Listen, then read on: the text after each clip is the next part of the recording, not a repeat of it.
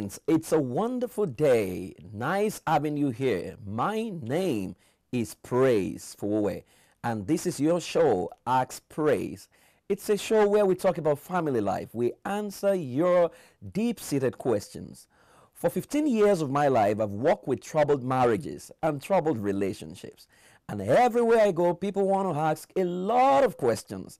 And for these 15 years, they've asked me, Praise, when are you going to have time for us to answer some of the questions we've never been able to ask anyone? And that's all we're going to be doing on this show. So feel free to send in your answers, and you can be so sure that I'll do justice to them.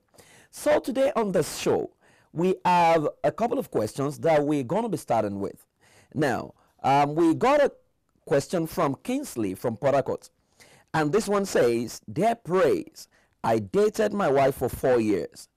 And what attracted me to her was the fact that she appeared very organized. And her room way back was quite clean.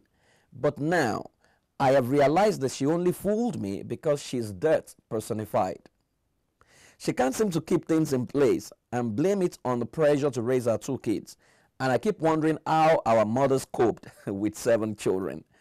My marriage is 6 years, and I'm already tired of the house looking upside down each time I return from work. I can't even bring my friends home because I'm not sure of what to expect, because I am tired and I need your counsel. That was from Kingsley from Portharcourt. Now, Kingsley, thank you so much for trusting me to answer this question. Now, you've raised a whole lot of issues, and the first thing that struck me about your question was the fact that you said your wife was very organized, and that was what attracted you to her. Okay, but now you think that she just fooled you into marriage. Now, the first time you met her, did she know that you were going to propose? Did she know that you were going to marry her? Because you met someone who was arranged, who was together. I need to say to you that good women don't just go bad. As a matter of fact, a woman is a reflection of a man. So the woman you met that was organized must have been a reflection of the first man in her life, maybe a father or a mother. Now, the woman that is disorganized right now, you know where I'm going, most likely is a reflection of who you have made her to be. A man at the point of marriage is called the groomer of a bride, which means you're a bridegroom. Your wife is this bride, you are the bridegroom. Now, what you see right now is a function of your grooming ability. So before you point accusing fingers at your wife, you might want to look at yourself and say, what have I turned this woman into? Now, so let me drill down a little bit. I'm a bit worried with the words you have used for your wife. You say she's dirt personified. Most of the time when I sit in counseling session and my coaching session so with troubled marriages, and I hear the use of words like this, I see what sounds to me like an exaggeration. So most times people can separate facts from opinion. Fact is what has happened. Opinion is your exaggeration or your interpretation or your extension of what has really happened. Now, when you say someone is dirt personified, as your house become a refuse dump, right? If your house is not looking like a refuse dump right now, then most likely this is a bit too heavy. And I begin to wonder the kind of word you must have used for this woman who you met together. She was clean, she was tidy, and everything. Now, she has 2 children already. And you are complaining because your marriage is 6 years old, so I suspect that your children might be between the age range of about 5 and 3, okay, depending on how, how you started having children. Now, if you have your children who are less than, the two of them are less than 6, most likely what you have in your house unknown to you is what we call chief reorganizing officers. What it means is no matter how much you arrange the house, your children are going to rearrange this house. Now, you have not told us whether your wife is full-time or she's a full-time housewife or she combines that with a job. Now, so I want to assume that she's a full-time housewife. Even if she's a full-time housewife, you have never been a woman before. So you may never really appreciate what it means to take care of the home, to do the children's assignment, to clean the children up, to be ready to satisfy you in bed as your spouse, and to take care, to do the cooking, to do the dishes, and to clear the house, depending on the kind of home you have. Now, one thing I must say to you is that there is no basis for comparing your wife with your mother. You said your mother raised 7. Now, in the days of our mothers, they had a lot of helps, okay? Uncles, cousins, people live with us, right? And in those days, the world was not what it is right now, right? Our mothers never really had anywhere to go, so they were fresh, and you know, our fathers never really had the kind of stress that they have right now, okay? So there is no basis for comparison, because I can imagine, for example, if your wife actually has a job that she keeps. Now, how does she cope? The olden days women, the 18th century women, never went to work. Your wife goes to work at the same time she goes to, at the same time you go to work. Now, at work, your wife functions, unknown to many men, she functions like a man. So, which means she switches to a masculine mode at work. Now, depending on the level that your wife is, if she's a marketer, they're not going to give her a lower target because she's a woman. In fact, her target will be double. If she's a management staff, which means she has people under her, she's going to work as a leader and ensure that the department works. Now, so at work, your wife is giving instruction, right? Your wife is doing a whole lot. Now, by the time she's getting back home, most likely she comes back at the same time as you. She's already tired. And she's going to struggle to switch back to a feminine mode. And that's where skill comes into place. A skillful man will understand that and will give her a soft landing by creating a rapport. Now, there's a whole lot you can do to help this woman and salvage this situation. When I come back, I'm going to be dealing with that. I'll be right back. It's still your show, Ask, Praise, Fowowe. I'll be right back.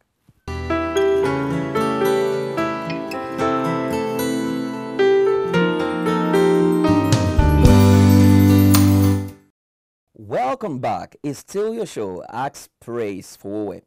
Now, before I went on that break, we were looking at what could have been responsible for the question Mr. Kingsley asked from Portharcourt, right? And I've tried to situate a whole lot of things. Now, I'm going to be trying to prefer solutions so that you can help your wife and you can help yourself. Now, one of the fundamental beliefs that everyone needs to understand these days, and it's a belief that says nothing means anything except the meaning you have attached to it. Your empowering state or disempowering state is dependent on the power of your meaning. So, for example, Kingsley, if I did this to you, right, what does it mean? I'm sure in Nigeria, this will mean waka. And people have killed because of this before. But if I do this to a 2-year-old, the 2-year-old will assume, because he doesn't know waka, he will assume that I was trying to wave bye-bye and my hand got stuck and it will help me finish it. If I do this to a teenager, he will think maybe I'm trying to give him a high five and run towards me and complete it for me. It's the same way. Now, you have looked at what your wife is doing and you have created the kind of disempowering meaning because you've called her death personified. You say you can't bring your friends home. You are almost getting tired of your wife. Now, in whose interest is this? And how does this affect your home? Right. So what you need to do right now is to ask a simple question. The way your house is turning upside down right now, what actually is responsible? Could it be that your wife is overly stressed? What is your contribution to domestic management system in your home? Right?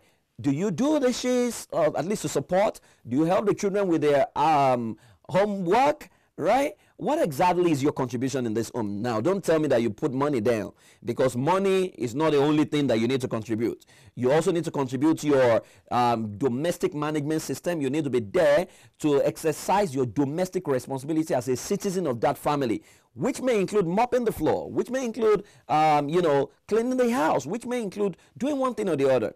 One thing you need to learn is the fact that marriage is between two people. It's actually a team game.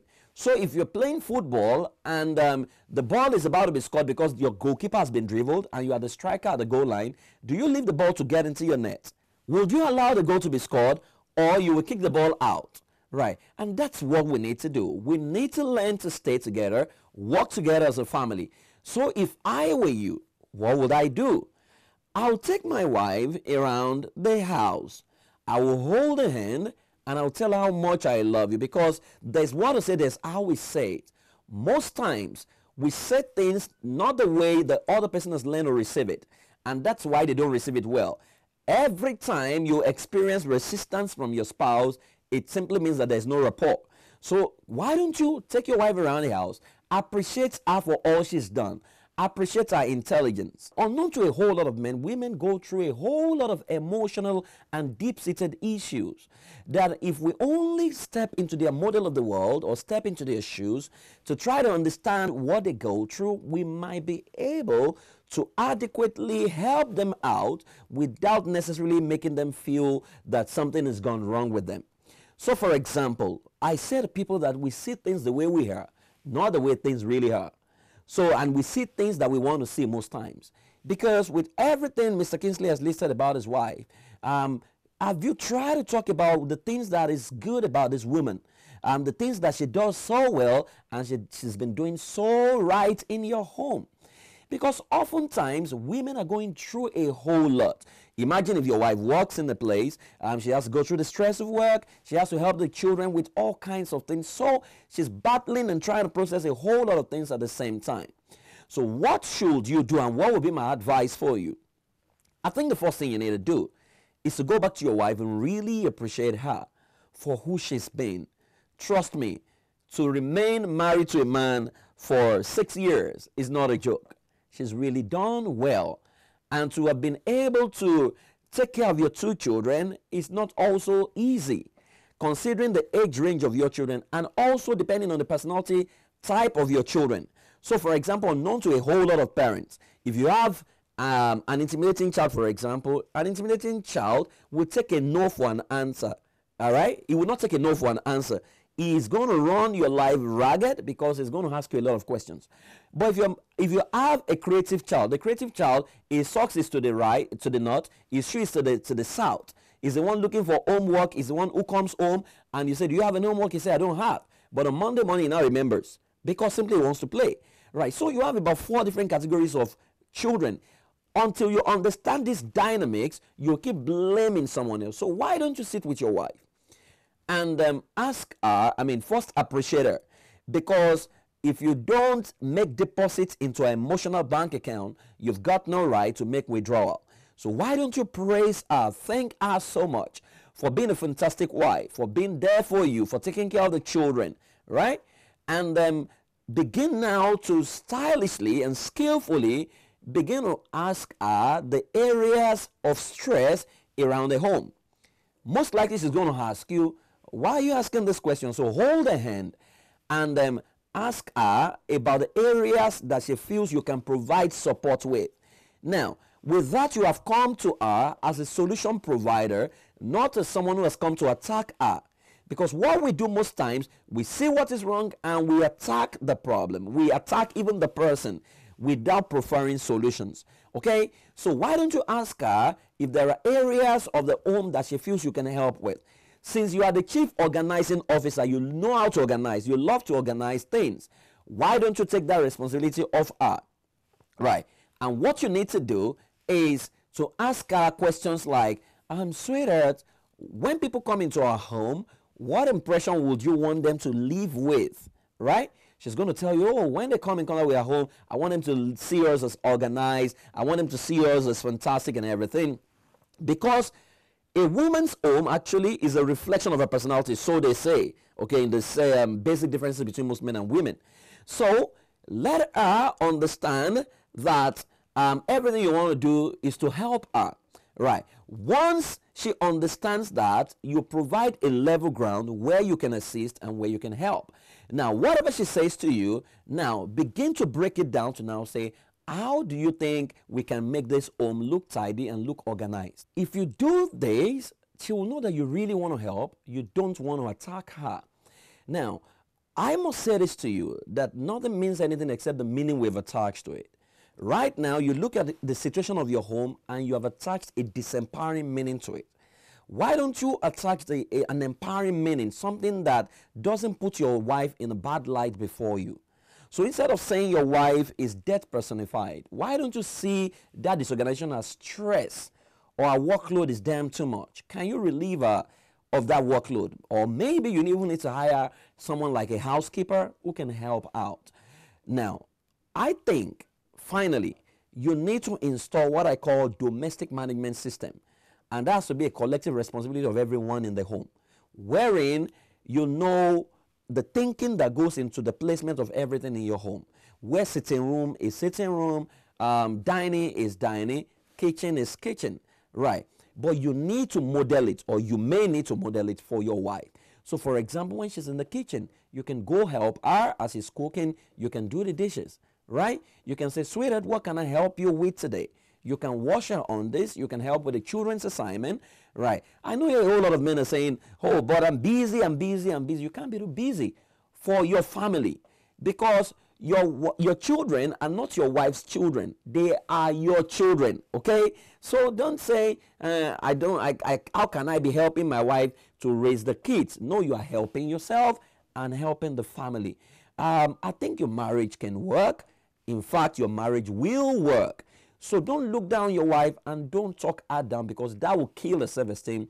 And the moment her self-esteem is down, she will make bigger mistakes. So please, provide assistance. If you need to hire a housekeeper, please do so that you can take a lot of pressure off her. But above all, provide the kind of vision of the home you want. Don't enforce it. Ask her for the kind of home she wants, then tell her the kind of home you want, and solicit for support to make this work. And please, it might not mean that she will adjust to this immediately.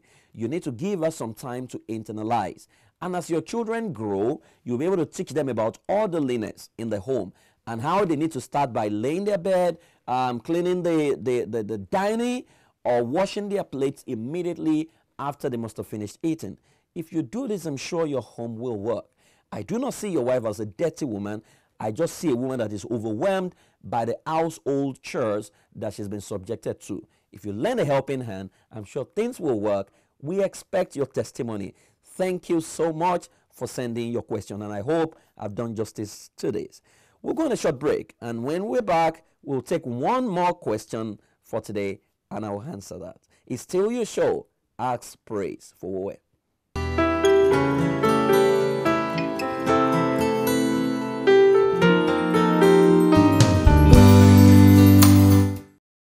Welcome back. It's still your show, Ask Praise Fowowe. Now we have this question from Kikelomo from Lagos Island. Kikelomo says, "Dear Praise, thanks so much for your balanced approach to human issues. I am 28, dating a guy that is 35, and we plan to settle down, but I'm developing a cold feet because of his stance that I must not have anything to do with any male friend. It's as bad as getting angry when I talk to anyone that is male, and he wants to eat me for attending a dinner with my boss. He claims it is his way of protecting me, and I really don't know what to do. My mother said it will change with time as age is no longer on my side, but I'm no longer sure if I would be happy in this relationship." Kike Lomo from Lagos Island. Now, Kike, thanks so much for your question once again. I'm a bit worried that it seems that you have a lot of pressure around you. So your mother feels that you need to get married because you're 28. Okay, and she's saying age is no longer on your side. Who determines, because we have a lot of generalized ideologies about life that I sometimes struggle to understand, especially in Africa. Who determines what age is right or what age is wrong for someone to get married? I say to a lot of single ladies that most of the people who want to get who want you to be married, most of them, in most cases, don't really mean well for you. Oftentimes, your mother wants you married because she wants a grandchild, not because she necessarily bothers about your happiness in that relationship. So, what if you get married and you give your mother a grandchild, but this man beats you consistently and he kills you? I'm sure your mother will be so fulfilled. Now, marriage or marital decision is not something you make collectively. It's got to be an individual decision, and that's why adults are the ones that should get married, not children. One mark of children is a child is the fact that they have to take decisions for you. Now, you're an adult, you're 28. This guy is 35. A 35-year-old who is struggling with battling with insecurity and beats a woman up or slaps you or hits you because he's insecure, I mean, that kind of person is still a child. Trust me. Insecurity is a manifestation of low self-esteem. It means there is something in him that he has not dealt with. But this one has even gone beyond insecurity. He's becoming violent, right? It means this guy, if I'm able to counsel him, I'll be able to trace it back. Somewhere, somehow in his life, he's been deprived of something, right? He suffered severe deprivation, such that anything he owns, he tries to choke, right? Which means he can't even share anything with anybody. Now, any attempt for that thing to be shared with him, he resists it and he can get violent in getting it.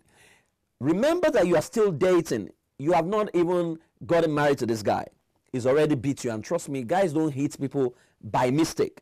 Your mother says it's going to get better with time. What empirical data is she working with? I mean, what proof? Did the guy promise her that it's going to change, or your mother simply just wanted to wear someone's ring? Trust me, I have met lots of women who should not have married because the handwriting is on the wall.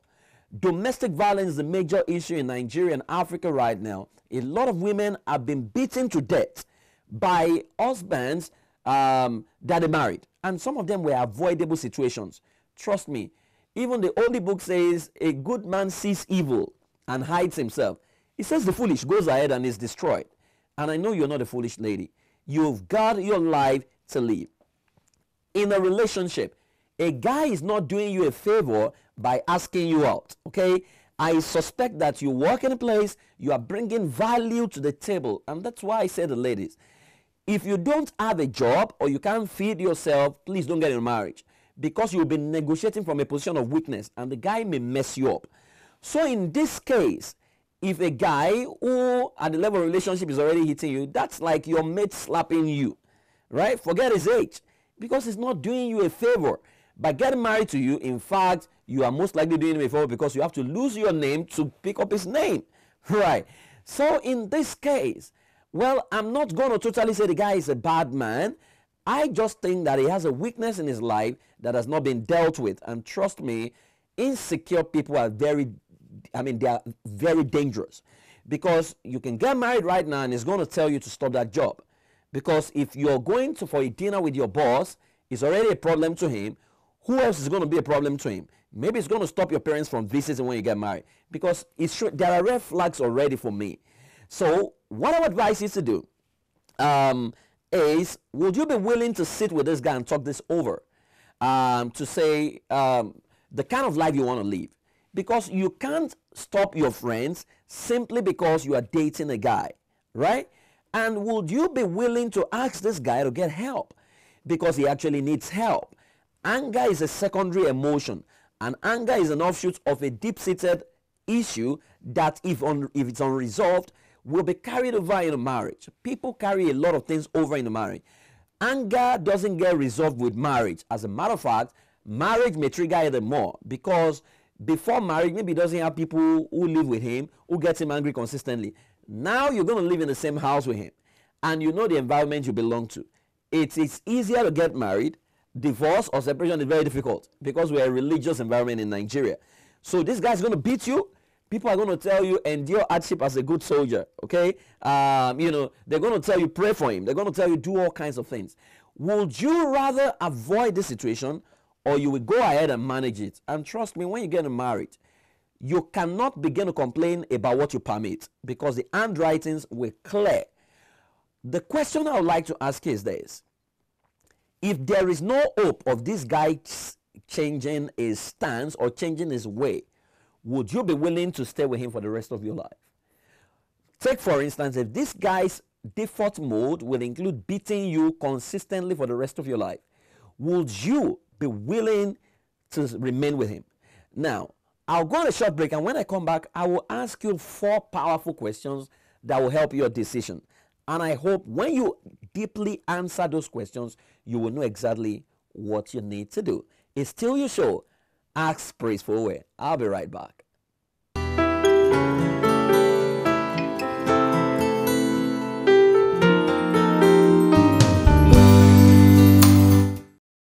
Well, Welcome back. It's still your show, Ask Praise. And we've been trying to answer Kike Lomo's question. I mean, she asked this question about a guy who is insecure.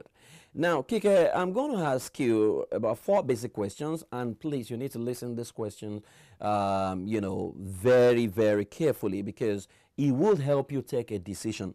Okay, we call it Cartesian logic. If you can answer this question with absolute sincerity, you will know exactly what you need to do. Now, the first question I'll ask is this. What will happen if you marry him? What wouldn't happen if you marry him? What would happen if you don't marry him? And what wouldn't happen if you don't marry him?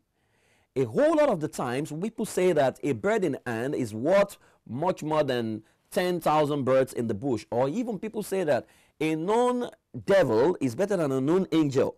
But the question I ask is this. Can a known devil be ever good? Right? And can an unknown angel be ever bad? That's questions you need to ask, because many a time we box our lives down by the next guy that is available. I don't know the history you have with this guy, because I've seen ladies consistently say to me, oh, Praise, I love this guy and he's such a good guy. He's generous, but he has this problem. He can't seem to see me with another person. He gets very angry. At this stage, you don't belong to him. As a matter of fact, you belong to your father. Okay, so if your father is the one that is angry, your father is the one that is jealous over you, I wouldn't be worried. But this guy never paid your bills, he never paid your school fees, and now he shows up from nowhere and he wants to control your life. Let me say this. Your life shouldn't even stop because you married someone, right? Because these same friends have been the ones who have helped you to become who you have become. Right? They've been there for you all this while. So I can't imagine, a friend that you've been with for 20 years of your life. And this guy shows up and he's only been in your life for 2 years and he already wants to separate you. Let me tell you, the moment someone isolates you from the people that are dear to you, that person can kill you. I'm not saying this guy is a killer. I'm only telling you possibilities. Because when I deal with domestic violence, women come to me and they say, my husband is beating me. And I ask, has this man ever had a history of battery before you married him? And they say, well, he never beat me, but he used to beat his younger sister.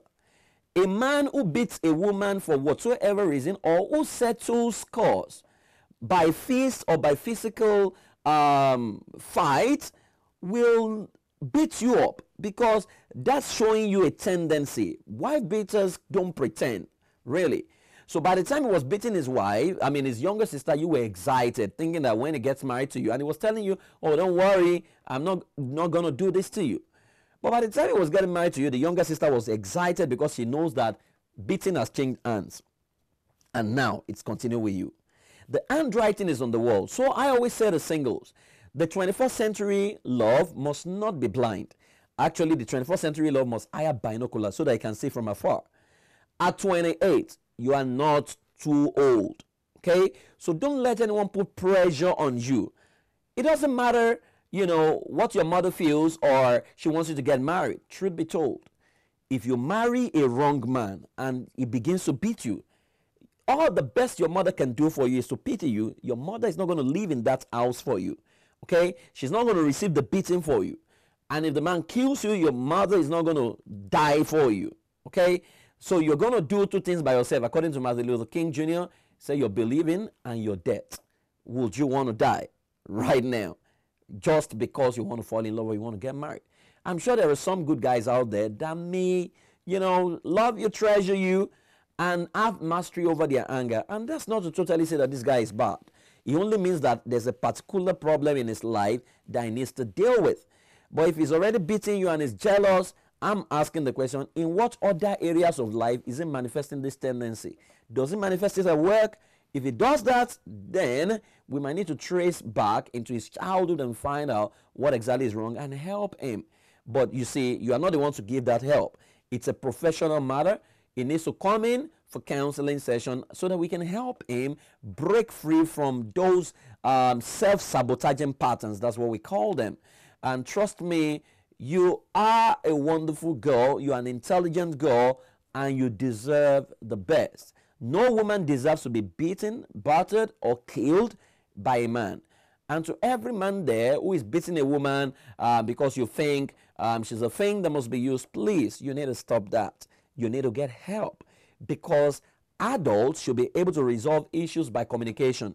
Adults should not fight. I mean, animals fight to resolve issues, right? But adults should be able to communicate, right, effectively, so that we can build sustainable relationships where we remain as lovers and not as killers.